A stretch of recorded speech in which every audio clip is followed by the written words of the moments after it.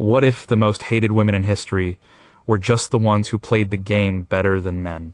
What if their evil was just ambition, their cruelty just strategy?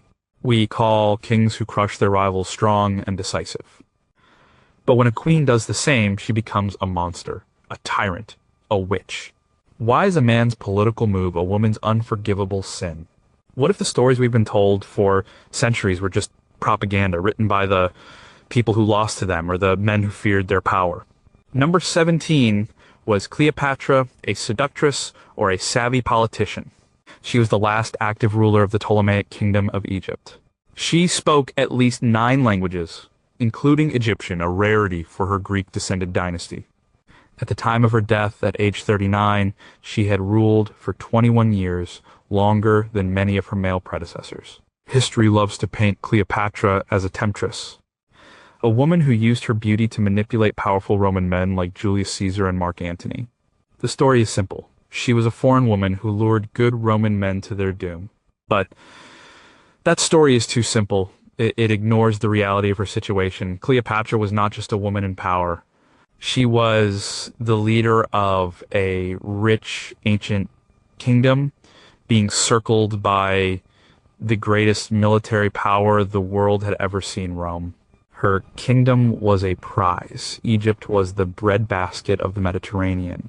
Its grain fed Rome's legions and its ever-growing population.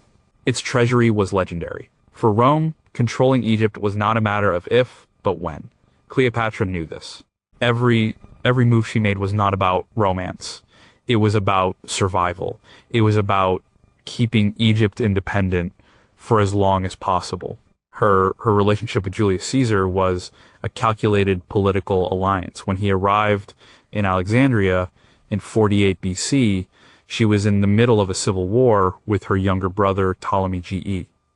She was in exile, with no army and no power. According to legend, she had herself smuggled to Caesar inside a rolled-up carpet. This wasn't a seductive trick. It was a bold, desperate move by a queen trying to get a meeting with the only man who could restore her to her throne. She presented herself not as a victim, but as the rightful ruler. She offered Caesar what he needed most money to pay his troops and a stable Egypt to supply Rome with grain. In return, he used his legions to defeat her brother's forces and place her firmly on the throne. It was a transaction. A brilliant one. After Caesar's death, Rome fell into another civil war. Cleopatra had to choose a side. She backed Mark Antony. Again, this was not just a love affair. Antony was the master of the eastern part of the Roman Empire, the part that bordered her kingdom. Aligning with him was her best bet for security. She funded his campaigns, she supplied his armies, she gave him ships. Her famous meeting with him at Tarsus, where she arrived on a magnificent barge dressed as the goddess Isis, was pure political theater. She wasn't trying to seduce him. She was displaying the immense wealth and power of Egypt. She was showing him that she was not a subject, but an equal partner. Her goal was a new kind of empire, an Eastern empire ruled from Alexandria with her son by Caesar Caesarion as its heir. It was a grand vision. It would have challenged Rome's dominance. This is why Roman propaganda, especially from her rival Octavian, worked so hard to destroy her reputation. Octavian couldn't portray her as a military or political threat. That would give her legitimacy. So he painted her as a decadent foreign sorceress who had ensnared a good Roman general with her charms. It was easier for Romans to accept a war against a dangerous seductress than a war against a legitimate queen defending her kingdom. Cleopatra's strategies were not those of a lover. They were those of a monarch. She managed her country's economy brilliantly, reforming the currency and opening up new trade routes. She kept her multi-ethnic population of Egyptians, Greeks, Jews, and others relatively peaceful. She was a scholar, a chemist, and a naval commander. When she died, she did not allow herself to be captured and paraded through the streets of Rome in Octavian's victory triumph. She chose her own end. It was her final act of defiance, her final strategic move, preserving her dignity and denying her enemy his ultimate prize. She was not a victim of passion. She was a casualty of Roman expansion, a brilliant leader who used every tool she had to protect her people and her throne. Number 16, did Empress Wu Zetian usurp power or earn it? She was the only woman in more than 3,000 years of Chinese history to rule in her own right, establishing her own dynasty. She rose from a low-ranking concubine to the absolute ruler of China. Her reign from 690 to 705 AD saw a massive expansion of the empire and a period of relative stability and economic prosperity. The stories about Wu Zetian are terrifying. They say she killed her own infant daughter and framed the empress so she could take her place. They say she eliminated her rivals, including members of her own family, with cold precision. She is often portrayed as a ruthless, power-hungry monster who stopped at nothing to seize the throne. But this narrative was written almost exclusively by her enemies, the Confucian scholars and officials who believed that a woman ruling was an unnatural abomination that upset the entire order of heaven and earth. To understand Wu Zetian's actions, you have to understand the world she lived in. The Tang Dynasty court was a brutal place. Her power was everything. Plots and assassinations were common tools of politics. For a woman to even survive in that world was a feat. To rise to the top was nearly impossible. Wu Zetian did not create this system. She just learned to master it. She entered the palace as a 14-year-old junior concubine to Emperor Taizong. She was intelligent and beautiful, but he never favored her. When he died, she, like all his childless concubines, was sent to a Buddhist monastery to live out her days. This should have been the end of her story, but it wasn't. She had already formed a connection with the crown prince Li Ji. When he became Emperor Gaozong, he brought her back to the palace. This was her first great strategic move. She used a personal connection to escape a lifetime of obscurity. Back in the palace, she faced immense hostility from the existing Empress Wang and the favored consort Xiao. They saw her as a threat. According to the histories written later, this is when she smothered her own newborn daughter and blamed Empress Wang. Is it true? We can never know for sure. It is entirely possible. It is also entirely possible that the child died of natural causes and Wu Zetian, a political genius, used the tragedy to her advantage. Or the entire story could be a fabrication created by later historians to demonize her. What we do know is that she successfully displaced her rivals and became the empress consort. But she did not stop there. Emperor Gaozong was often ill and weak. Wu Zetian began to assist him with governing. She sat behind a screen during court audiences, listening and advising. Soon, she was making decisions.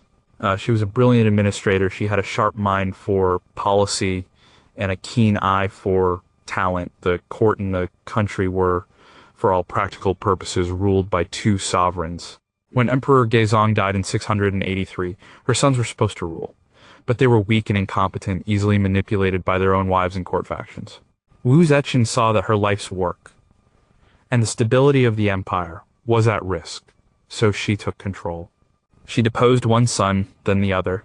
She ruled as regent for years. She systematically and ruthlessly eliminated any member of the Li imperial family who she saw as a threat to her power. Was this cruel? Yes. Was it standard practice for any emperor cementing a new dynasty? Also yes. Male emperors had done far worse and were praised for their decisiveness. In 690, she finally did the unthinkable. She declared her own dynasty, the Zhou, and took the title of emperor. She was now the absolute ruler. Her strategies for holding on to power were brilliant. She created a secret police to root out her enemies. This is one of the biggest stains on her reputation, but it also effectively terrorized her opposition into submission. She dramatically changed the system for recruiting government officials. Instead of relying on the old, powerful, aristocratic families, she expanded the civil service examination system. This allowed talented men from lower classes to rise to power. It broke the power of the old elites and created a new class of officials who were loyal to her and only her. She was also a skilled military leader. She expanded the empire to its greatest extent, pushing into Central Asia and the Korean peninsula. She promoted Buddhism over Taoism, using it as a state ideology to legitimize her rule. She commissioned scholars to write biographies of exemplary women. She moved the capital. Every action was designed to break with the past and cement her own authority. Her enemies called her a usurper, but she ruled China effectively for decades. She promoted talented people, stabilized the government, and expanded the empire's borders. She didn't inherit power, she wasn't given it, she took it in a world designed to prevent her from having any. Her methods were harsh, but the court she navigated was harsher. She was not just an evil woman. She was a political mastermind who outplayed every man who stood in her way. And number 15 was Isabella of Castile, a fanatic, or a nation builder. She co-sponsored Christopher Columbus's voyage to the New World in 1492, an event that reshaped the globe. In the same year, she and her husband, Ferdinand, completed the Reconquista, ending nearly 800 years of Muslim rule in parts of the Iberian Peninsula. She established the Spanish Inquisition, an institution responsible for the persecution of thousands. Isabella I of Castile is a figure of immense contradiction. In one view, she is a pious, visionary queen who united Spain, sponsored world-changing exploration, and created a powerful, modern nation. In the other, she is a religious zealot, a ruthless persecutor who used terror to forge a nation in her own image. Both are true. Her brilliance as a strategist lies in understanding that, for her, these two things were not contradictory. They were two sides of the same coin. Isabella did not have an easy path to the throne. She was not her father's first choice to rule. She had to fight a civil war against her own niece, Juana la Beltraneja, to secure her crown as Queen of Castile. She won that war, not just on the battlefield, but through shrewd political maneuvering and a powerful marriage alliance with Ferdinand of Aragon. Their marriage was a partnership of equals. Together they ruled their two kingdoms, laying the groundwork for a unified Spain. Her central strategy was unification, but she understood that political unification was not enough. To create a truly single, powerful Spanish identity, she believed she needed religious unification. This was the driving force behind her most controversial policies. At the time, Spain was a diverse place, home to Catholics, Muslims, and a large, prosperous Jewish population. To Isabella, this diversity was a weakness, a source of potential conflict and disloyalty. The establishment of the Spanish Inquisition in 1478 was a tool to achieve this unity. Its purpose was to root out heresy, specifically targeting conversos Jews who had converted to Christianity but were suspected of secretly practicing their old faith. From a modern perspective, this is horrific religious persecution. From Isabella's perspective, it was a matter of state security. The Inquisition was an instrument of the crown, designed to enforce loyalty and create a uniform Catholic identity. It was a brutal, but effective, tool of social and political control. The same logic applied to the completion of the Reconquista. The final campaign against the Muslim kingdom of Granada was not just a holy war, it was the final step in politically unifying the Iberian Peninsula under Christian rule. The victory in 1492 was a massive propaganda win for Isabella and Ferdinand. It cemented their image as powerful Catholic monarchs, defenders of the faith. The Alhambra Decree, also in 1492, which ordered the expulsion of all practicing Jews from Spain, followed the same strategy. Jews were given a choice: convert to Catholicism or leave. Tens of thousands left, a devastating blow to Spain's economy and intellectual life. But for Isabella, the price was worth it. She was eliminating a perceived source of internal division. She was creating one people, under one God, under one crown. It was a ruthless vision of national identity, but it was a vision she pursued with relentless strategic focus. Even her sponsorship of Columbus can be seen through this lens. Fresh from her victory in Granada, she was looking for new worlds to conquer, new sources of wealth to fund her growing state, and new souls to convert to Christianity. The voyage was a massive gamble, but it fit perfectly into her grand strategy of expanding Spanish power and the Catholic faith. Was Isabella a fanatic? By our standards, absolutely. But in the context of the 15th century, she was a state builder of formidable skill. She saw religious unity as the necessary glue to hold her new nation together. She used the Inquisition, war, and expulsion as the tools to apply that glue. She centralized power, reformed the government, and curbed the influence of the unruly nobility. She created the foundations of the Spanish Empire, which would dominate the globe for the next century. Her legacy is complex and painful, but to dismiss her as a mere fanatic is to ignore the cold, calculated, and ultimately successful strategy that guided her every move. She built a nation, but the price was paid by those who did not fit her vision of what that nation should be. Number 14 was Anne Boleyn, a homewrecker or a reformer. She was Queen of England for only 1,000 days. She was the second wife of King Henry VIII. Her execution on charges of treason and other offenses in 1536 was unprecedented for an English queen. Anne Boleyn has been cast in many roles: a manipulative seductress who bewitched a king, a power-hungry social climber, the homewrecker who destroyed a 24-year marriage and tore England away from the Catholic Church. The story goes that she used her charms to ensnare Henry VIII, refusing to be his mistress and holding out for the crown. In this version, she is the cause of the English Reformation, all for personal gain. But this view dramatically underestimates her intelligence, her beliefs, and her strategic mind. Anne was not just a pretty face. She was raised in the sophisticated courts of the Netherlands and France. She was highly educated, fluent in French, and well-versed in art, music, and a new, radical set of ideas, religious reform. She was not just a passive pawn in Henry's game. She was an active player with her own agenda. When she returned to England in 1522, she caught the king's eye. Henry was obsessed with having a male heir. His wife, Catherine of Aragon, had failed to produce one. He was desperate. Anne represented youth, fertility, and a new start. But she did something remarkable. She refused to become his mistress, as her own sister had been. This was not just a moral stance. It was a brilliant power play. By denying him, she made herself more desirable. By holding out for marriage, she was not just aiming for a title, she was aiming for the very center of power. Her strategy was to align her personal ambition with the king's greatest desire. But she did more than that. She introduced Henry to radical religious texts. She gave him books by reformers like William Tyndale, who argued that a king's authority came directly from God, not from the Pope. This was the key. She didn't just offer him a new wife. She offered him a new theology, a justification for what he wanted to do. She showed him a way to get his annulment from Catherine and become the supreme head of the church in England, free from Rome's authority. This was the core of her strategy. The English Reformation was not her fault, but she was its most powerful advocate at court. She championed the appointment of reform-minded clerics like Thomas Cranmer to positions of power.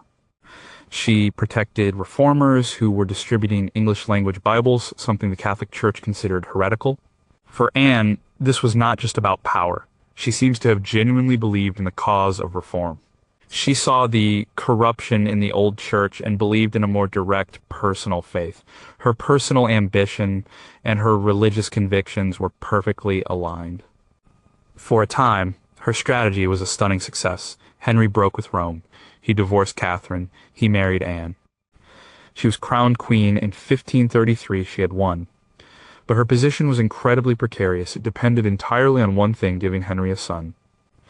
When she gave birth to a daughter, Elizabeth, it was a disappointment. When she later miscarried a son, it was a disaster. Her enemies at court, who hated her for her Protestant views and her upstart status, saw their chance.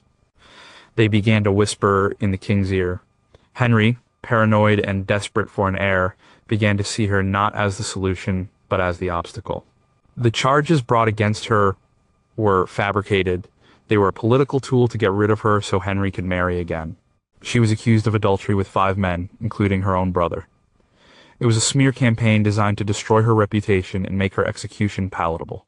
Her fall was as swift and strategic as her rise. She was a victim of the same ruthless court politics she had so skillfully navigated. But in her 1,000 days as queen, she had set in motion a chain of events that would change England forever. She was not a simple homewrecker. She was a woman of immense intelligence and political skill who saw an opportunity to advance herself and her religious beliefs. She played the most dangerous game in England, and for a time, she won. Her ultimate failure was not a lack of strategy, but the fact that her survival depended entirely on the whims of a tyrannical king and the biology of childbirth. Number 13 was Bloody Mary, a tyrant or a tragic idealist. She was the first ever queen to rule England in her own right.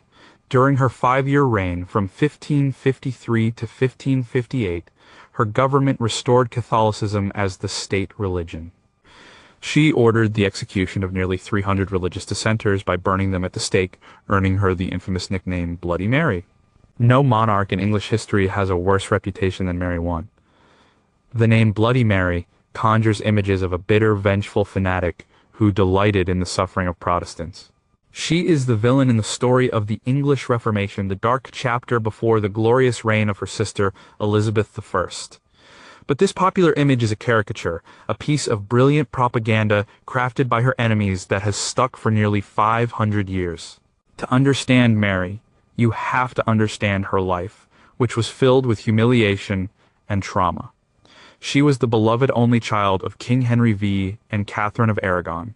For the first 16 years of her life, she was a princess, the adored heir to the English throne. Then, everything was taken from her.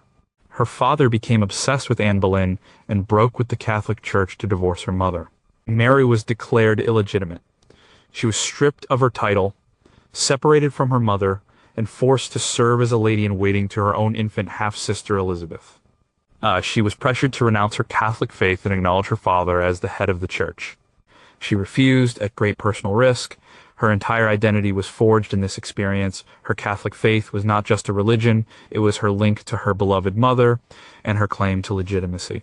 Her primary goal when she finally took the throne in 1553, after a brief attempt to place Lady Jane Grey on the throne instead, was to restore what she had lost: her mother's honor, her own legitimacy, and England's connection to the Roman Catholic Church.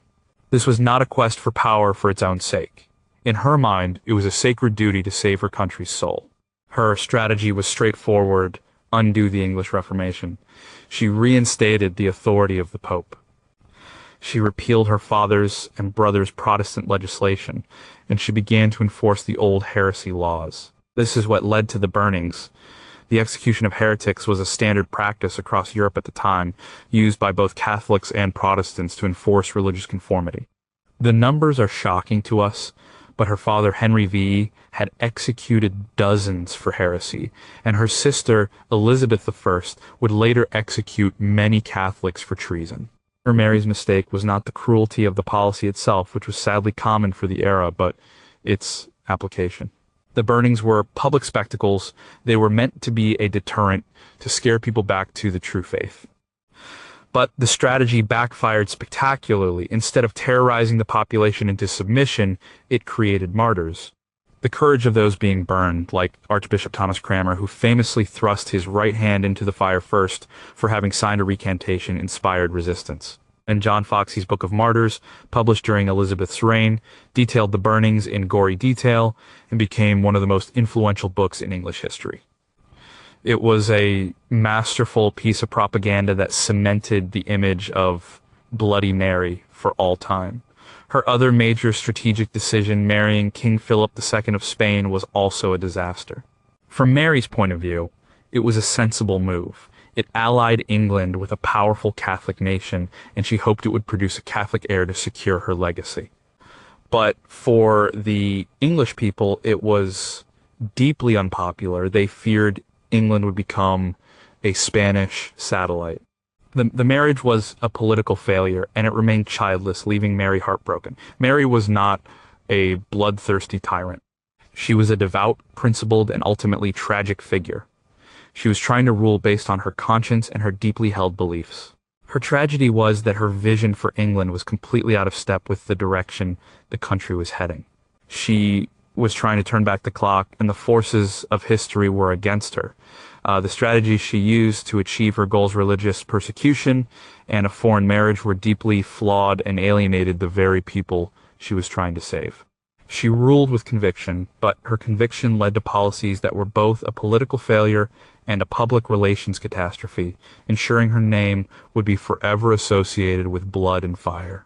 Number 12, did Agrippina the Younger poison her way to power or secure the empire? She was the great-granddaughter of the first Roman emperor, Augustus. She was the sister of one emperor, Caligula. She was the wife of another, Claudius. and she was the mother of a fourth, Nero.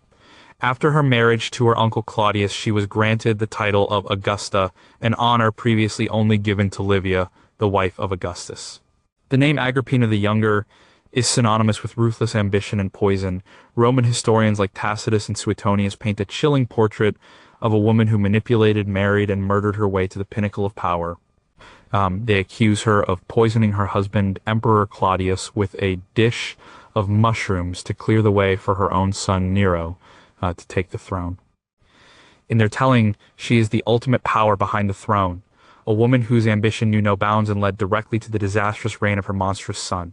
This narrative is compelling, but it was written with a clear agenda. These historians were members of the senatorial class, a group that deeply resented the power of imperial women. A woman like Agrippina, who openly wielded political influence, was a threat to the established order. It's no surprise they portrayed her in the worst possible light. The truth is likely more complex. Agrippina was undoubtedly ambitious, but her actions can be seen as a desperate and brilliant strategy to survive and secure her family's legacy in the treacherous world of the Julio-Claudian dynasty. Her entire life was shaped by political violence. Her father, the beloved General Germanicus, died under suspicious circumstances. Her mother and two of her brothers were starved to death by the Emperor Tiberius. She herself was exiled by her own brother Caligula. She learned from a young age that in her family, you either held power or you became a victim. She chose power. Her masterstroke was convincing her uncle, the aging Emperor Claudius, to marry her in 49 AD. This was a scandalous union, but Agrippina made it happen. Once married, she moved with incredible speed and efficiency. Her strategy had two main goals: secure her own position and ensure her son Nero would be the next emperor. She persuaded Claudius to adopt Nero, even though Claudius had his own son, Britannicus. She had Nero betrothed to Claudius's daughter, Octavia. She systematically isolated and eliminated her rivals at court, most notably the Empress Messalina, Claudius's previous wife. She also asserted her own authority in an unprecedented way. She appeared on coins alongside the emperor. She was granted her own bodyguard. She wrote a memoir. She attended meetings with officials and foreign ambassadors, sitting on a separate throne beside Claudius. She was, in effect, a co-ruler. This was her goal: to establish a new kind of power structure, a true dynasty, where she, as the direct descendant of Augustus, was the guarantor of legitimacy. Did she poison Claudius in 54 AD? It's the most famous accusation against her. It is certainly possible. Claudius's death was incredibly convenient for her. It happened just as Britannicus was approaching manhood and could have become a rival to Nero. If she did it, it was the final ruthless step in a long-term plan. It was a political assassination designed to place her 16-year-old son on the throne, a son she believed she could control. For the first few years of Nero's reign, her strategy worked. She was the most powerful person in Rome. She guided the government with the help of her allies, the Stoic philosopher Seneca and the Praetorian prefect Burrus. This period was known as one of the best governed in the empire's history. She managed the finances, oversaw the courts, and maintained stability. She was not just a schemer, she was a competent ruler. Her downfall came when she lost control of her son. As Nero grew older, he began to resent her influence. He pushed her away, stripped her of her honors, and eventually, consumed by paranoia, decided he had to kill her. His attempts were almost farcical: a poisoned drink she avoided, a collapsible boat she survived, before he finally sent assassins to her villa in 59 AD. Agrippina was a product of a brutal system. Her entire family was dysfunctional, defined by murder and betrayal. Her strategies were ruthless because they had to be. She used marriage, adoption, and likely poison as political tools to achieve her objective to place her son on the throne and rule through him. For a time, she was more powerful than any Roman woman before her. She was not just a scheming woman. She was a politician of the highest order, a brilliant strategist who played the deadly game of Roman imperial politics and won until the very monster she created turned against her. Number 11. Did Catherine de' Medici orchestrate a massacre or try to save a kingdom? She was an orphan within a month of her birth. As a child, She was held hostage in a Florentine convent during a siege. She is credited with introducing the fork, ice cream, and ballet to the French court.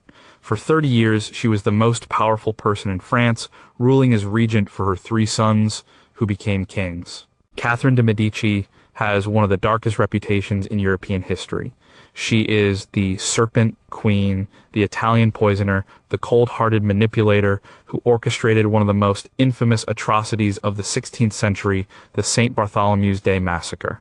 The image is of a woman cloaked in black, whispering plots and dabbling in the dark arts, all while her adopted country tore itself apart. But this image ignores the almost impossible situation she faced and the pragmatic, often desperate, strategies she employed to simply hold France together. Catherine was a Medici from Florence, married to the future King Henry II of France in 1533. She was an outsider, an Italian merchant's daughter in the proud French court. For years, she was overshadowed by her husband's powerful mistress, Diane de Poitiers. Her primary duty was to produce heirs, and for the first 10 years of her marriage, she failed to conceive. Her position was precarious, but she eventually gave birth to 10 children, including 3 future kings of France. Her real test began in 1559, when her husband was killed in a jousting accident. Her frail 15-year-old son became King Francis II. Catherine was suddenly thrust into the center of a political and religious firestorm. France was on the verge of civil war. The country was bitterly divided between Catholics and Protestant Huguenots. Powerful noble families like the ultra-Catholic Guises and the Protestant Bourbons were using this religious division to vie for control of the throne. Catherine's single overriding goal for the next 30 years was the preservation of the Valois monarchy for her sons. She was not a religious fanatic. Her strategy was one of moderation and compromise. She was a pragmatist, a politician. She tried to find a middle path to keep the peace. In 1562, she pushed for the Edict of Saint-Germain, which granted limited tolerance to the Huguenots. It was a revolutionary idea for its time, but she was a queen mother, a regent, a woman whose authority was constantly being undermined. The hardliners on both sides rejected her compromises. The French Wars of Religion began. For decades, Catherine navigated this chaos. She would arrange a peace treaty only to see it fall apart. She played the noble factions against each other. She used her children as pawns in a complex game of diplomatic marriages, trying to build alliances and ensure stability. Her most famous attempt at reconciliation was arranging the marriage of her Catholic daughter, Marguerite, to the leading Protestant prince, Henry of Navarre, in 1572. This was meant to be the ultimate peace accord, a symbol of a new unified France. Instead, it became the backdrop for the St. Bartholomew's Day massacre. This event is the foundation of her evil reputation. The story is that she ordered the wholesale slaughter of all the Huguenots who had gathered in Paris for the wedding. The reality is far murkier and more desperate. A few days after the wedding, an assassination attempt was made on the Huguenot leader, Admiral Gaspard de Coligny. It failed. Coligny was only wounded, Paris was a tinderbox, the Huguenots were furious, demanding justice and threatening revenge. The Catholic population of Paris, whipped into a frenzy by radical preachers, was on edge. Catherine and her council were faced with a terrifying scenario, a possible Huguenot uprising in the heart of the capital, which could lead to an all-out war and the collapse of the monarchy.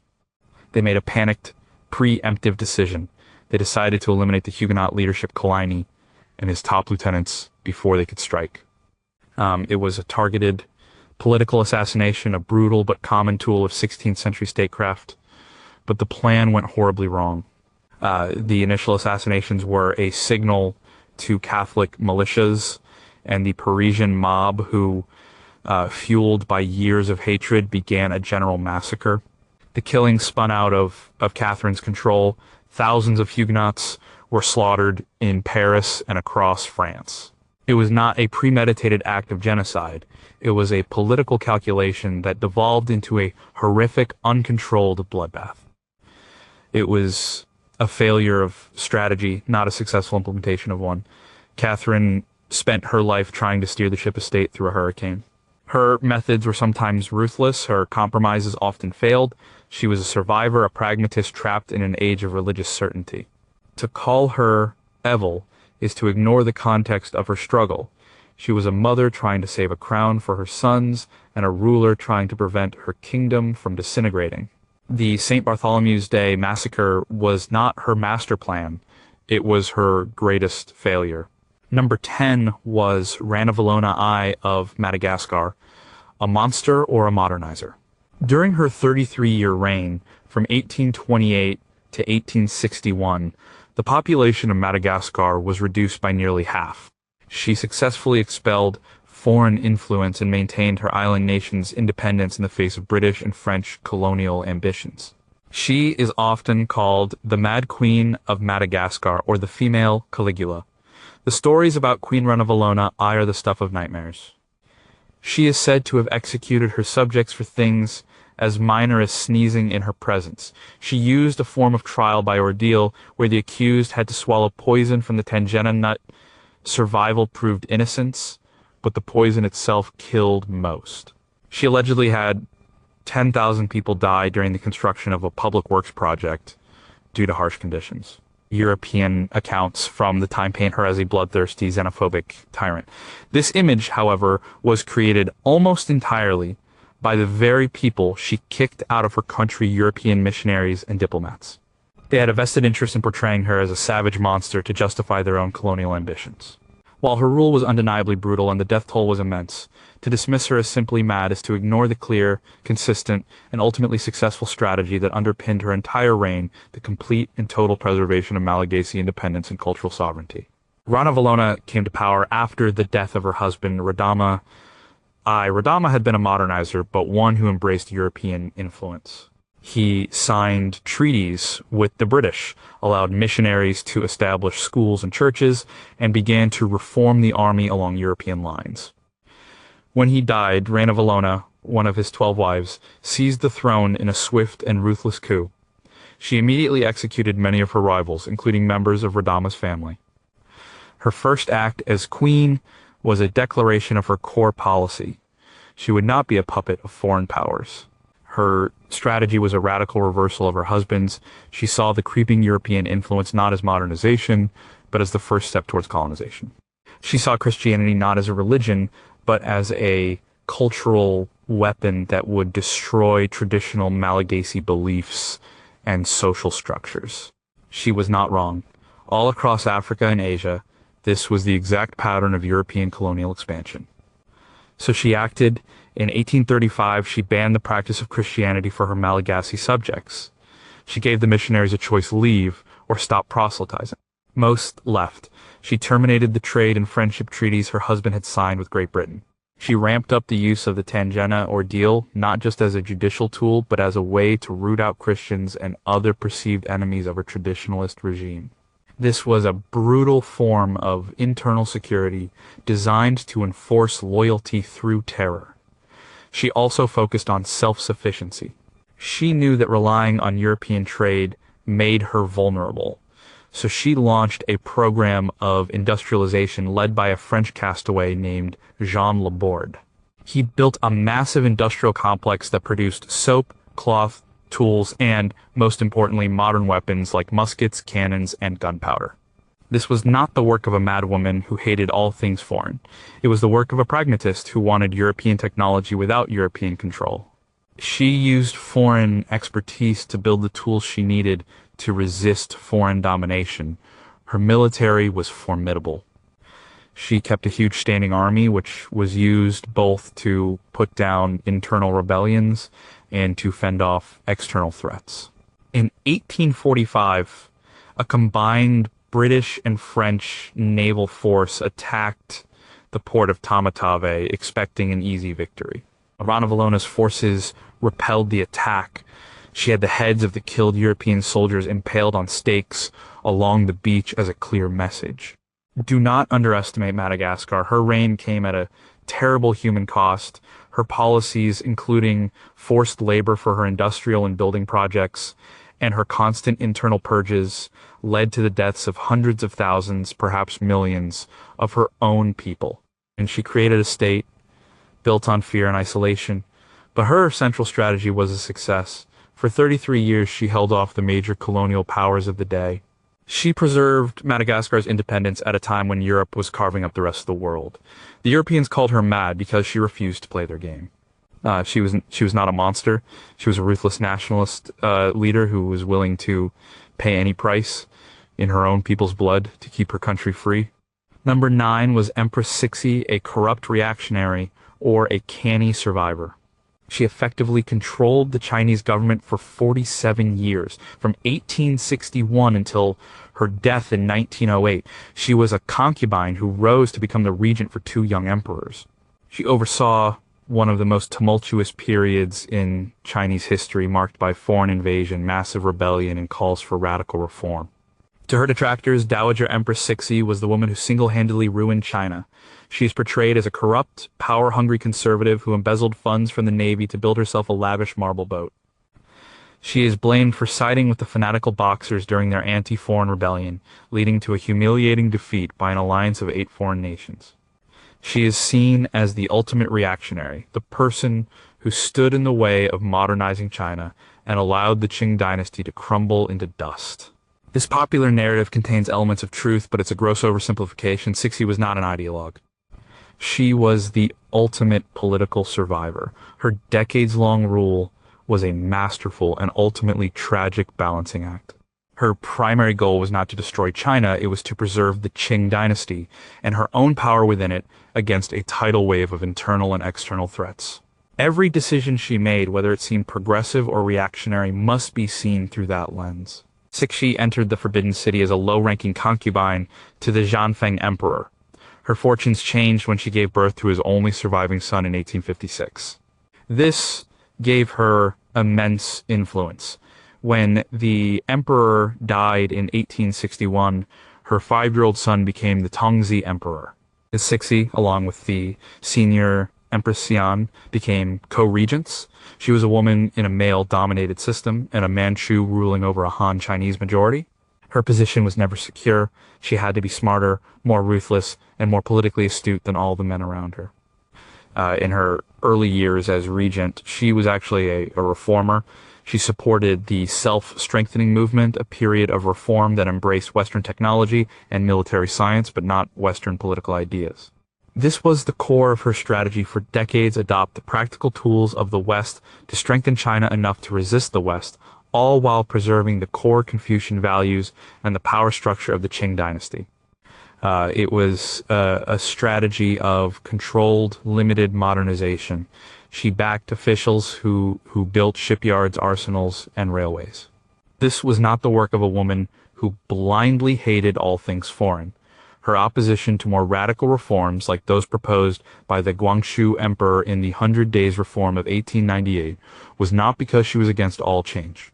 It was because she saw the proposed reforms as too fast, too radical, and a direct threat to the dynasties and her own survival.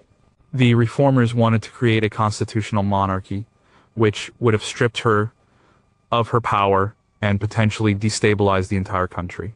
So she crushed the movement, placed the emperor under house arrest, and executed several of the leading reformers.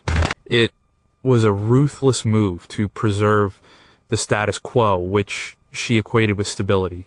Her most disastrous decision was her support for the Boxer Rebellion in 1900. The Boxers were a peasant-based, anti-foreign, anti-Christian movement. Cixi initially saw them as a threat. But as they gained strength, and as foreign powers became more aggressive in their demands, she made a desperate gamble. She decided to use the Boxers as a weapon to drive the foreigners out of China once and for all. It was a catastrophic miscalculation. The Boxers and imperial troops besieged the foreign legations in Beijing, prompting a massive international military response. The Allied forces invaded, sacked Beijing, and forced the court to flee. It was a national humiliation. But even in defeat, Cixi showed her incredible skill as a survivor. She returned to Beijing, negotiated a peace, and did something remarkable. In the last years of her life, she began to implement the very reforms she had once crushed. She abolished the ancient civil service exam system. She sent officials abroad to study foreign governments. She even set the stage for the creation of a constitutional monarchy. Why the change? Because she was a pragmatist. She now understood that deep structural reform was the only way the dynasty could possibly survive. Cixi was not a simple villain.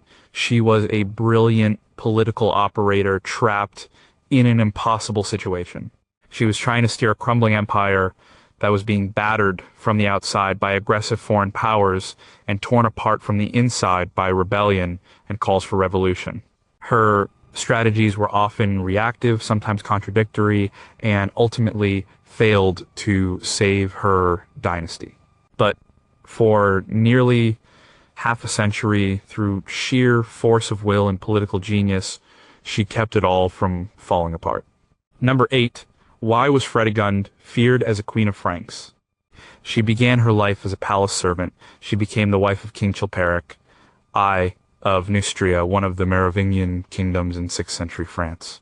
The primary source for her life, Gregory of Tours, depicts her as a woman who consistently used assassination to eliminate her enemies, including her own stepchildren and her husband's first wife. Fredegund is one of the great villains of early medieval history. The accounts of her life read like a litany of horrors. She is accused of arranging the murder of her predecessor, Queen Galswintha, so she could marry the king. She is said to have sent assassins armed with poisoned daggers to kill her rival, Queen Brunhilde of Austrasia, and Brunhilde's family members. She allegedly forced a bishop she disliked to be stabbed while he was leading Easter Vigil services. The historian Gregory of Tours, who was her contemporary and enemy, paints her as a monster, the epitome of evil. But to accept this picture is to ignore the world in which Fredegund lived. Merovingian Gaul was not a place for the faint of heart. It was a world of constant, brutal civil war. The grandsons of the great King Clovis had divided the Frankish kingdom between them, and they and their sons spent their lives fighting each other for territory and power. In this world, political assassination was not an anomaly. It was a primary tool of statecraft. Kings murdered their brothers, nephews, and cousins with shocking regularity. Its alliances were made and broken in an instant. It was a world of pure, violent pragmatism. Fredegund, a woman of low birth, entered this viper's nest with nothing but her own intelligence and ambition. Her marriage to King Chilperic was her first strategic victory, but it put a target on her back. Galswintha, the wife she replaced, was the sister of Queen Brunhilde of Austrasia. This act ignited a feud between the two queens and their kingdoms that would last for 40 years and consume a generation. Every evil act attributed to Fredegund can be re-examined as a calculated move in this long and bloody chess match. When she is accused of murdering her stepchildren, the sons of Chilperic's first wife, Autovera, it was not random cruelty. These sons were potential rivals to her own children for the throne. By eliminating them, she was securing the inheritance for her own line. This was a standard, if brutal, dynastic practice of the time. Male rulers did it constantly. Her repeated attempts to assassinate members of Brunhilde's family, Brunhilde's husband Sigebert, her son Childebert II, and her grandson Theudebert II were acts of war. She was trying to decapitate the leadership of the rival kingdom of Austrasia. She used spies, assassins, and double agents with remarkable skill. She was, in effect, her kingdom's spy master and chief strategist. She didn't lead armies into battle, but she waged a different kind of war, a war of shadows and daggers. She was also a skilled political operator at home. She had to maintain her influence over her volatile and often ineffective husband, Chilperic. She managed the royal treasury. She advised him on policy. When Chilperic himself was assassinated in 584, her position became incredibly dangerous. She was a dowager queen with an infant son, Clothar II, in a kingdom full of ambitious nobles who could have easily seized power. Her actions in this moment were a masterclass in survival. She immediately took her son and the royal treasure and sought sanctuary in the Cathedral of Paris. She then played her enemies against each other. She appealed to Guntram, the king of the Third Frankish Kingdom, Burgundy, to protect her and her son. She made an alliance with her old enemy, offering him power and influence in exchange for his protection. She successfully navigated the treacherous political landscape, outmaneuvered all her rivals, and preserved the throne for her son. Fredegund ruled as regent for her son for years, continuing her war against Brunhilde and Austrasia. She never wavered. When she died of natural causes in 597, she had accomplished her primary objective. Her son, Schlothar II, was securely on the throne of Neustria. He would eventually go on to defeat Brunhilde's heirs and reunite the entire Frankish realm under his rule, a victory made possible by his mother's decades of ruthless strategy. Fredegund was not a monster. She was a product of a monstrous age. She played the game by its brutal rules, and she won. The reason her actions seem so shocking is that she was a woman who wielded the tools of power as effectively and as ruthlessly as any king. Number 7 was Lucrezia Borgia, a poisoner or a political pawn. Her father was Pope Alexander VI. Her brother was the ruthless military commander Cesare Borgia. She was married 3 times, with each marriage serving the political ambitions of her family. And rumors swirled around her of incest with her father and brother, and of her being a skilled poisoner who dispatched her family's enemies. Lucrezia Borgia is one of history's most infamous women. Her name is forever linked with the corruption, decadence, and political intrigue of Renaissance Italy.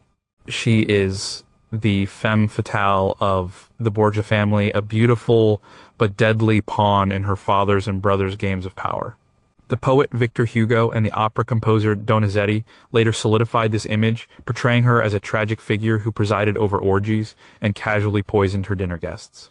The truth, however, is far more complex. Lucrezia was less a master of poison and more a master of survival, a woman who learned to navigate the treacherous currents of her family's ambition and eventually forge her own path.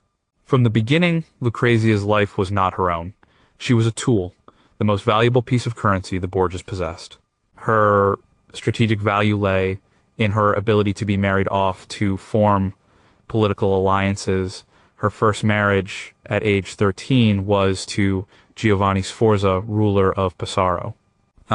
It was designed to link the Borgias to the powerful Sforza family of Milan. But when the political winds shifted and the Sforzas were no longer useful, the marriage became an obstacle. Pope Alexander VI had the marriage annulled on the humiliating and likely false grounds of Giovanni's impotence. This was Lucrezia's first lesson. Her personal life was entirely subordinate to Borgia family strategy. Her second marriage was even more dramatic. In 1498, she was married to Alfonso of Aragon, the Duke of Bisegli. This was a move to secure an alliance with the Kingdom of Naples. Lucrezia seemed to genuinely care for Alfonso. But soon, her brother, Cesare, in his own quest to build a kingdom in central Italy, decided he needed an alliance with France, Naples' enemy. Alfonso of Aragon was now a political liability. In 1500, he was attacked and wounded on the steps of St. Peter's Basilica. While he was recovering, he was strangled in his bed, almost certainly on Cesare's orders. Lucrezia was now a widow, her happiness sacrificed once again for her brother's ambition. These are the events that fuel her dark legend. Because she was a Borgia, it was assumed she was complicit in these plots. But there is no evidence that Lucrezia had any hand in them. She was a pawn, not a player. She was moved around the chessboard of Italian politics at her family's whim. The rumors of poison, like the Cantarella poison the Borgias supposedly used, and the hollow Borgia ring used to administer it, are almost entirely without historical foundation. They were part of black legend created by the Borgias' many enemies, who were eager to portray the upstart Spanish family as decadent and evil. Lucrezia's true strategic brilliance is not found in these dark Roman years. It is found in her third and final marriage. In 1501, she was married to Alfonso d'Este, the heir to the Duchy of Ferrara. This was another political match, designed to give the Borgias a powerful ally in northern Italy. But this time Lucrezia turned the tables. When her father died in 1503, and the Borgia family's power collapsed overnight, she was not dragged down with them. She was in Ferrara, and she used her position to create a new life and a new reputation for herself. In Ferrara, she transformed herself, she shed the scandalous image of her Roman past, and became a respected and capable duchess. She created a vibrant court, attracting famous artists and poets like Ariosto. She proved to be a skilled administrator and diplomat. When her husband was away at war, she ruled Ferrara as regent, and she did it well. She oversaw drainage projects to create new farmland. She established a pawn shop to provide low-interest loans to the poor. During a famine, she organized the import of grain to feed her people. This was her real strategy. She used her intelligence, charm, and administrative skill to win the respect of her husband and the love of her new subjects. She survived the fall of her family by making herself indispensable to her new one. She reinvented herself from a political pawn into a respected Renaissance ruler. The stories of her as a poisoner and a monster belong to the world of propaganda and fiction. The historical Lucrezia was a survivor, a woman who was used and abused by her powerful family, but who ultimately found a way to secure her own power and build a lasting, positive legacy. Number 6 was Mary, Queen of Scots, a foolish romantic or a dynastic threat. At 6 days old, she became Queen of Scotland. At 5 years old, she was sent to France and was betrothed to the French heir. At 16, she was Queen Consort of France. At 18, she was a widow and returned to Scotland to rule a country she barely knew. The story of Mary, Queen of Scots, is often told as a romantic tragedy. She is the beautiful, impulsive queen who was ruled by her heart, not her head. She made disastrous choices in husbands, leading to scandal, murder, and civil war. She fled to England, hoping for help from her cousin, Queen Elizabeth I, only to be imprisoned for nearly 19 years and finally executed. In this telling, she is the author of her own downfall, a victim of her own poor judgment and passionate nature. But this focus on her personal life obscures the real reason she was so dangerous, her powerful, undeniable claim to the English throne. Mary's entire life was defined by this claim. She was the great-granddaughter of King Henry VII of England.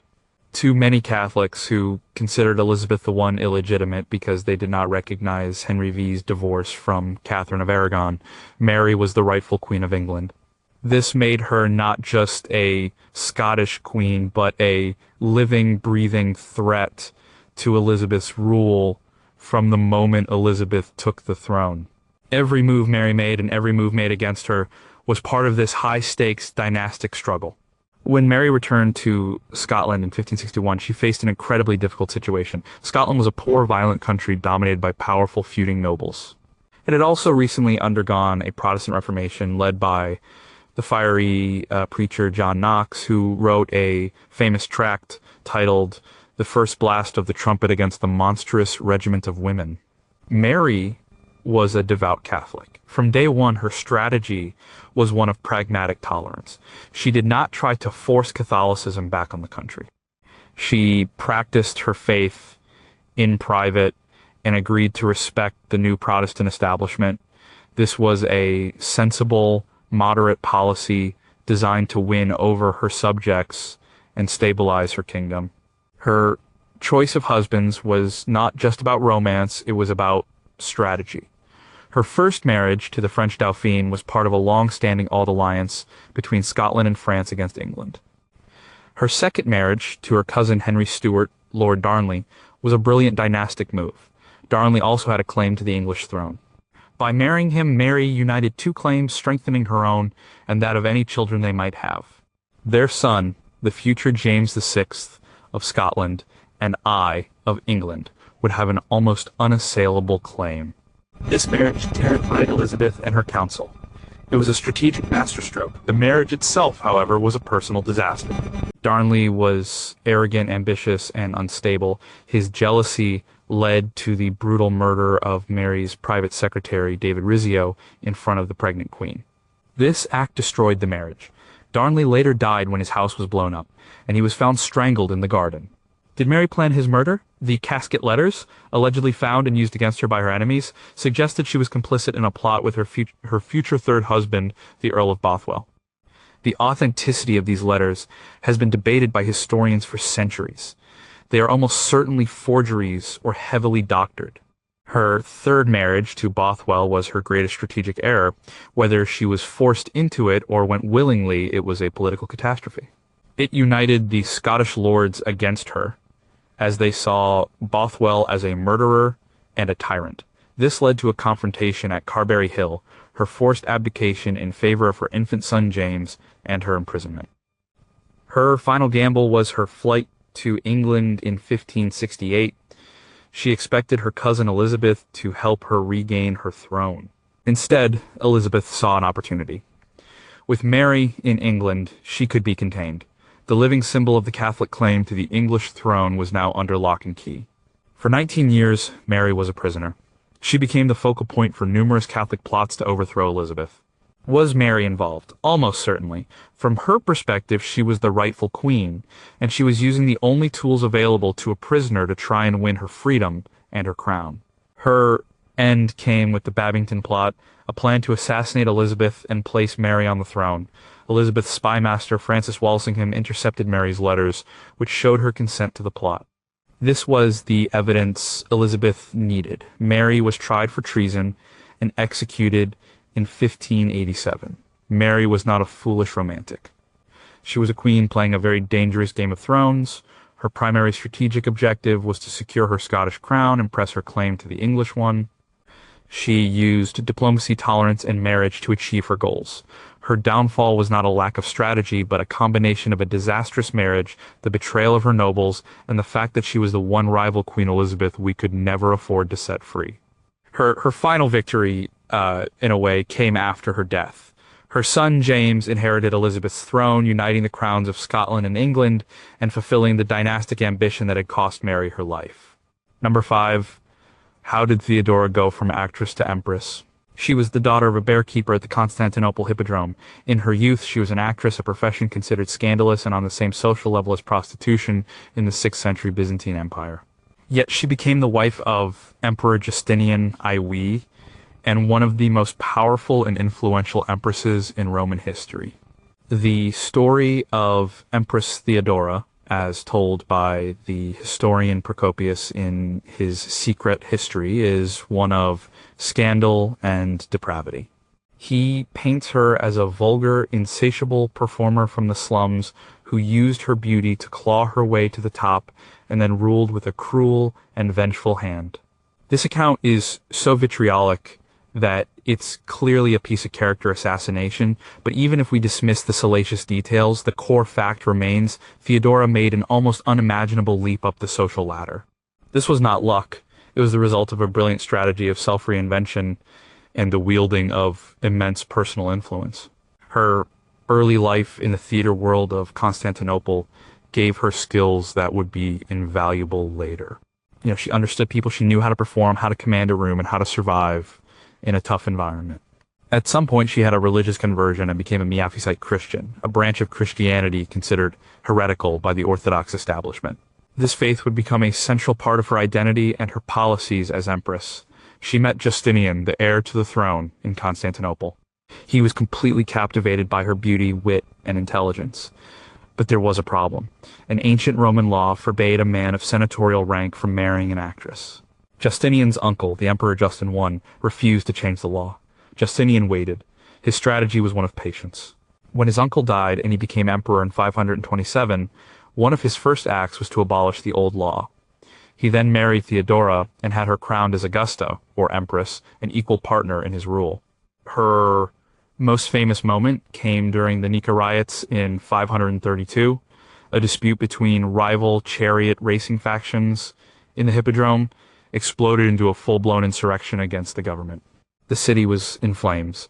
The mob had even crowned a new emperor. Justinian and his advisors were panicking. They were ready to flee the city. It was Theodora who saved the throne. In a now famous speech, she shamed the men for their cowardice. She argued that it was better to die as a ruler than to live as an exile. She is quoted as saying, "The royal purple is a noble shroud." Her words galvanized them. Justinian stayed. He ordered his general Belisarius to take his troops into the Hippodrome and crush the rebellion. The revolt was put down, and tens of thousands of rioters were killed. This was the decisive moment of Justinian's reign. Without Theodora's strategic intervention, his rule would have ended after just 5 years. From that point on, her influence was undeniable. She was not just a consort, she was Justinian's chief advisor and political partner. She took a special interest in social policies, particularly those affecting women. She established homes for former prostitutes. She passed laws that increased women's property rights. She made the rape of a woman a capital offense. She outlawed the practice of killing wives, who committed adultery. These were not just acts of charity, they were a strategic effort to improve the lives and legal standing of the most vulnerable members of society. She also pursued her own religious agenda. While her husband Justinian was an Orthodox Christian, Theodora used her power to protect the Miaphysite church she belonged to. She sheltered Miaphysite bishops and clergy in her own palaces, saving them from persecution. She influenced appointments and foreign policy to favor her co-religionists. She and Justinian essentially ran a two-pronged religious policy, which, while seemingly contradictory, allowed the empire to maintain a delicate balance between the powerful Orthodox and Miaphysite factions. Procopius and other enemies saw her as a schemer, a heretic, and a woman who had bewitched the emperor. But she was a brilliant political operator. She understood the importance of image, of courage, and of loyalty. Her strategy was to be Justinian's indispensable partner. She provided him with the steel he lacked in moments of crisis. She pursued her own policy goals with relentless determination. She never forgot where she came from and used her power to protect those who were marginalized. She was not just an actress who got lucky. She was a woman of extraordinary intelligence and will who rose from the lowest rungs of society to become the co-ruler of an empire. Number 4, did Hatshepsut steal a throne or save a dynasty? She was one of the most prolific builders in ancient Egyptian history, commissioning hundreds of construction projects throughout both Upper and Lower Egypt. She ruled for over 20 years, a period of peace and prosperity. After her death, her name and image were systematically erased from monuments and king lists by her successor. Hatshepsut is often presented as an anomaly, a female king whose reign was an unnatural interruption in the long line of male pharaohs. The story goes that she was a power-hungry regent who usurped the throne from her young stepson, Thutmose III. The later desecration of her monuments is seen as a just punishment, an attempt to restore the proper order of things. But this interpretation ignores her legitimacy, her accomplishments, and the brilliant strategy she used to claim and hold power in a world that had no place for a female ruler. Hatshepsut was the daughter of one pharaoh, Thutmose I, and the wife of another, her half-brother Thutmose II. She held the powerful religious title of God's wife of Amun. When Thutmose II died, the heir was his infant son, Thutmose III, born to a lesser wife. As the senior royal woman, Hatshepsut became the regent for the young boy. This was a traditional role. But Hatshepsut was not a traditional woman. For the first few years, she ruled as regent, but then she did something unprecedented. She had herself crowned as pharaoh and co-ruler with her stepson. This was not a simple power grab. It was a carefully calculated move, supported by a powerful faction of officials. Her strategy was to argue not that she was a woman seizing power, but that she was the rightful heir chosen by the gods. She launched a sophisticated propaganda campaign to justify her rule. On the walls of her magnificent mortuary temple at Deir el-Bahri, she had inscriptions carved telling the story of her divine birth. The story claimed that the god Amun himself had taken the form of her father, Thutmose I, to conceive her. This made her the direct offspring of a god, giving her a claim to the throne that was superior to anyone else's. She also claimed that her earthly father had publicly proclaimed her as his heir before he died. To further legitimize her rule, she adopted all the traditional trappings of a male pharaoh. In statues and reliefs, she was depicted with a male body, wearing the traditional kilt, crown, and even the false beard of a king. This was not an attempt to deny her gender, it was a strategic decision to fit herself into the established iconography of kingship. The role of pharaoh was a male one, so to fill that role, she had to be depicted in a male form. Her reign was a remarkable success. Unlike many male pharaohs who defined their rule through military conquest, Hatshepsut's strategy was to bring peace and economic prosperity to Egypt. She reopened trade routes that had been disrupted. Her most famous achievement was a great trading expedition to the distant land of Punt, likely modern-day Eritrea or Somalia. The expedition brought back fabulous wealth, including incense, myrrh, ebony, and exotic animals. This was a huge economic and propaganda victory, and she had it documented in lavish detail on the walls of her temple. She was also a builder on a massive scale. She commissioned countless temples, shrines, and obelisks. This was not just about vanity. Building projects were a way for a pharaoh to honor the gods, display the wealth and power of the state, and crucially provide jobs for thousands of laborers, architects, and craftsmen. Her building program was a key part of her economic policy, so why was her memory erased? For a long time, it was thought to be an act of personal vengeance by her stepson, Thutmose III, once he finally came to power. But the erasure didn't happen immediately after her death. It began late in his reign. A more likely explanation is that it was a political decision. Thutmose III wanted to ensure a smooth succession for his own son. Hatshepsut's successful reign as a female king had created a dangerous precedent. If a woman could be pharaoh, it could disrupt the traditional male line of succession in the future. By erasing her from the record, he was not just attacking Hatshepsut, he was trying to erase the very idea that a woman could rule. He was restoring what he saw as the proper patriarchal order. Hatshepsut did not steal a throne. She filled a power vacuum, justified her rule with brilliant propaganda, and led her country through 2 decades of peace and prosperity. Number 3 was Brunhilde of Austrasia, a vengeful fury, or a stateswoman. She was a Visigothic princess who became queen of the Frankish kingdom of Austrasia. Her feud with Queen Fredegund of Neustria lasted for 4 decades. She ruled Austrasia for years as regent for her son and grandsons. At the end of her long life, in her 70s, she was executed by her enemies, who had her tied to the back of a wild horse and dragged to her death. Brunhilde is often paired with her great rival, Fredegund, as one of the 2 bod queens of Merovingian Gaul. While Fredegund is portrayed as the low-born, scheming assassin, Brunhilde is often depicted as the proud, arrogant, and vengeful foreign princess. The story of her life is a brutal tale of war, murder, and a relentless pursuit of power. The horrific nature of her death has often been seen as a fitting end for a cruel and meddling woman. But this view overlooks her extraordinary political longevity and her consistent, lifelong strategy to create a strong, centralized royal authority in a kingdom that was constantly being torn apart by a powerful and rebellious nobility. Brunhilde arrived in Austrasia around 567 to marry King Sigebert. Her sister Galswintha had just married Sigebert's brother, King Chilperic of Neustria. When Chilperic set aside Galswintha in favor of his servant Fredegund, and Galswintha was then murdered, it sparked a blood feud. Brunhilde demanded justice for her sister. This was not just a personal vendetta. It was a matter of family honor and political necessity. She pushed her husband Sigebert to go to war against his brother. This set the stage for 40 years of conflict. Sigebert was assassinated by agents of Fredegund. Brunhilde was captured. She managed to escape and make her way back to Austrasia. Her son, Childebert II, was just a boy.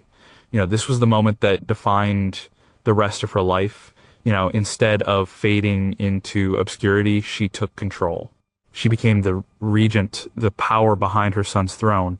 Her central strategy was to strengthen the monarchy at the expense of the powerful Frankish nobles. The nobles wanted weak kings so they could control land and power for themselves. Brunhilde wanted a strong, centralized state with a clear line of succession modeled on the Roman and Visigothic kingdoms she knew. She revised the tax system to fill the royal coffers. She repaired old Roman roads to improve communication and trade. She supported the church as an ally against the nobility. She appointed officials who were loyal to her and the crown, not to their own aristocratic families. The nobles hated her for this. They saw her as a foreign woman who was usurping their traditional rights and power. They constantly plotted against her. Brunhilde was ruthless in her response. She exposed their plots, confiscated their lands, and had them executed. To her enemies, this was tyranny. To her, it was statecraft. It was the necessary, brutal work of building a modern state. She ruled as regent for her son, and after he died, for her 2 young grandsons, Theudebert II and Theuderic II. She continued her policies, but her grandsons eventually grew to resent her power. Theudebert, encouraged by the nobility, drove her out of his court. She fled to her other grandson, Theodoric, and encouraged him to go to war against his brother. Theodoric I reuniting the two kingdoms, but then he died shortly after. This left Brunhilde, now an old woman, as regent for her great-grandson, Sigebert II. She had outlived all her rivals except for one, the legacy of Fredegund, in the form of Fredegund's son, King Clothar II of Neustria. Clothar, with the support of the disgruntled Austrasian nobility who betrayed Brunhilde, finally cornered her. The nobles, led by men like Pepin of Landen and Arnulf of Metz, the ancestors of the future Carolingian dynasty, handed her over to Clothar. They accused her of being responsible for the deaths of 10 kings of the Franks, a wildly exaggerated charge. And Clothar, the son of her lifelong enemy, subjected her to 3 days of torment before her gruesome public execution. It was a political execution designed to humiliate her and serve as a warning to anyone who would challenge the power of the nobility. Brunhilde was not just a vengeful fury. She was a stateswoman with a clear, long-term vision. For over 4 decades, she fought to create a stable, centralized kingdom. Her methods were often harsh, but she was facing a violent and treacherous opposition. Her ultimate failure and horrific death were a victory for the Frankish aristocracy, who would go on to dominate the later Merovingian kings, paving the way for their own rise to power. Number 2, why was Olympias more than just Alexander's mother? She was a princess from the Greek kingdom of Epirus. She was the 4th wife of King Philip II of Macedon and the mother of Alexander the Great. Ancient sources describe her as a devout member of a wild, snake-handling Dionysian cult. She was famously ambitious for her son and is rumored to have been involved in the assassination of her own husband. Olympias is usually a supporting character in the grand story of Alexander the Great. She is the domineering mystical mother, whispering in her son's ear that his true father was not Philip, but the god Zeus. She is portrayed as a jealous, difficult woman who constantly feuded with her husband and a ruthless political player who secured the throne for her son through murder and intrigue. While her devotion to Alexander is undeniable, to see her only through his life is to miss her own incredible story as a brilliant and relentless political strategist in her own right. Her marriage to Philip II was a political alliance meant to secure Macedon's western border, but Olympias was never content to be just one of Philip's many wives. She was from a royal house as proud as his own, and she saw herself as his equal. Her primary strategic goal was to ensure that her son, Alexander, and not a son from another wife, would inherit Philip's throne. This was the driving force behind all her actions. The Macedonian court was a dangerous place, rife with rivalries and plots. The Olympias navigated it with skill. She cultivated her own network of allies and fiercely defended her status and that of her son. Her relationship with Philip was stormy, especially after he took a new, younger Macedonian wife, Cleopatra Eurydice. At the wedding feast, the bride's uncle, Attalus, made a toast praying for a legitimate heir. This was a direct insult to Alexander, implying he was less legitimate because his mother was a foreigner. Alexander flew into a rage. The incident led to Olympias and Alexander going into a temporary exile, showing how precarious their. Then, in 336 BC, Philip II was assassinated. Was Olympias involved? The ancient sources are full of speculation, but there is no proof. However, the assassination was incredibly convenient for her and Alexander. It removed the one man who could have chosen another heir. Whether she planned it or not, she certainly capitalized on it. She returned to Macedon and allegedly had Philip's last wife, Cleopatra Eurydice, and her infant child killed. This was a cold, brutal, but strategically sound move. It eliminated the only other potential claimants to the throne, securing it absolutely for Alexander. While Alexander was away conquering the Persian Empire, Olympias did not sit quietly at home. She clashed constantly with Antipater, the regent Alexander had left in charge of Macedon. This wasn't just a personality conflict. It was a power struggle. Olympias believed that as the king's mother, she had a right to a share in governing. She wrote constantly to Alexander, complaining about Antipater. She was in effect running a rival court and trying to manage the empire's home front from afar. Her true test as a strategist came after Alexander's death in 323 BC. The empire he had built immediately began to fracture as his generals, the Diadochi, fought over the pieces. This period, the Wars of the Diadochi, was a chaotic free-for-all. Olympias, now in her late 50s, jumped right into the fray. Her goal was to protect the inheritance of her grandson Alexander IV, the infant son of Alexander the Great. She made alliances, she raised armies, she played the different generals against each other. In 317 BC, she made a bold move. She allied with Polyperchon, who had replaced Antipater as regent, and invaded Macedon with an army from her home kingdom of Epirus. She was successful. She captured Philip III, Aridaeus Alexander's mentally disabled half-brother, who was a puppet king, and his ambitious wife, Eurydice. She had them both executed, along with hundreds of their supporters. It was a ruthless purge designed to eliminate all rivals to her grandson's claim. For a brief time, she was the effective ruler of Macedon. She had outmaneuvered some of the most brilliant military commanders of the age. But her ruthlessness created many enemies. The following year, another of the Diadochi, Cassander, besieged her in the city of Pydna. After a long siege, she was forced to surrender. Despite Cassander's promise to spare her life, he had her put on trial and condemned. He then had her executed by the families of the people she had purged. Olympias was a formidable political force. She was a kingmaker and a queen in her own right. She used religion, intrigue, and outright warfare to achieve her political goals. She was not just Alexander's mother. She was one of the key players in the brutal high-stakes power games that defined her era. Her strategies were as bold and as ruthless as those of any man she fought against. Number one was Elizabeth I, a virgin queen or a master of political theater. She ruled England for 44 years, a period of cultural flourishing known as the Elizabethan Age. She inherited a bankrupt, religiously divided nation and left it one of the most powerful and prosperous in the world. She never married, cultivating the image of the virgin queen married to her kingdom. Elizabeth I is one of the most celebrated monarchs in history. She is seen as a wise, pragmatic, and beloved ruler, good Queen Bess. But behind the glorious image was a woman who survived a perilous youth, inherited a deeply troubled kingdom, and held on to power through decades of domestic plots and foreign threats.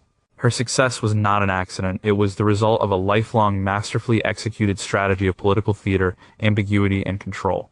Her evil is more subtle than that of other queens on this list. It lies in her cold-blooded pragmatism, her willingness to sacrifice individuals for the stability of the state, and the ruthless efficiency with which she eliminated her rivals. As Elizabeth's early life taught her caution. She was the daughter of Anne Boleyn. Her mother was executed when she was not yet 3 years old. Her father, Henry VE, declared her illegitimate. During the reign of her Catholic half-sister, Mary I, she was imprisoned in the Tower of London, suspected of plotting against the throne. She learned to keep her thoughts to herself, to trust no one completely, and to present a carefully controlled image to the world. When she became queen in 1558, she inherited a mess. The country was broke. It was religiously divided between Catholics and Protestants. It was weak internationally, having just lost its last territory in France. Her strategy to deal with this had several key components. First, she created the Elizabethan religious settlement. This established a Protestant Church of England, but it was a moderate one, keeping some of the ceremony and structure of the old Catholic Church. It was a compromise designed to be acceptable to the largest number of her subjects. It didn't please the radical Puritans or the staunch Catholics, but it brought a measure of religious peace to the kingdom. Her most famous strategy was her refusal to marry. For decades, the question of her marriage was the central issue of English politics and European diplomacy. Her council, her parliament, and her people begged her to marry and produce an heir to secure the succession. She was courted by the most powerful princes of Europe, including King Philip II of Spain. Elizabeth turned this into her greatest political weapon. She used the possibility of her hand in marriage as a diplomatic tool, playing one suitor against another, keeping potential enemies off balance for years. By never saying yes, but never saying no, she kept her options open and prevented any foreign power from gaining control over England through a marriage alliance. This was also a brilliant piece of political theater. She cultivated the image of the Virgin Queen, who was married not to a man, but to her kingdom and people. This created a powerful, almost mystical bond with her subjects. She became a national symbol, a Protestant icon in a Europe torn by religious wars. This image, however, required her to remain in absolute control. Any man who seemed to get too close, like her favorite Robert Dudley, or who married without her permission, felt her wrath. Her personal feelings were always subordinate to the needs of the state. Her pragmatism was often ruthless. The greatest threat to her throne was her Catholic cousin, Mary, Queen of Scots. For 19 years, Elizabeth kept Mary imprisoned. She was reluctant to execute an anointed queen, a fellow monarch. But when her spymaster, Francis Walsingham, produced undeniable proof of Mary's involvement in a plot to assassinate Elizabeth, she signed the death warrant. It was a cold, calculated act of self-preservation and state security. She sacrificed her cousin to eliminate the greatest threat to her rule and to the stability of Protestant England. She could be equally ruthless with others. She signed the execution warrant for her one-time favorite, the Earl of Essex, after he led a foolish rebellion. She oversaw a brutal campaign to crush rebellions in Ireland. While she projected an image of love for her people, she ran a sophisticated and effective police state.